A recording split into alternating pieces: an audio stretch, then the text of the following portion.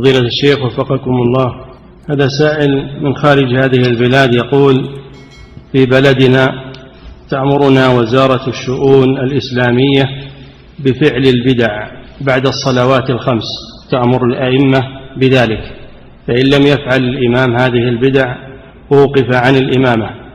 يقول: بعض الأئمة من أهل السنة يفعلون هذه البدع مع اعتقادهم لبطلانها. لا يجوز هذا، ما يجوز هذا. يعتزل الإمامة إذا كان لابد من فعل البدع، يعتزل الإمامة، ما هي بلازم.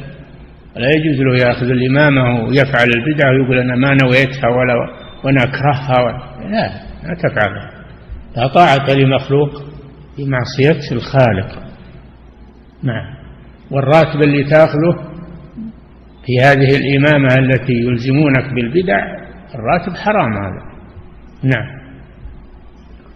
ثم يقول حفظك الله: ونحن الأئمة إنما نفعل هذه البدع لأجل أن نستمر في دعوة الناس إلى عقيدة التوحيد والسنة. تدعوهم بدون الإمامة وبدون راتب الإمامة، تدعوهم ولا حد رادك لا تدعو إلى الله.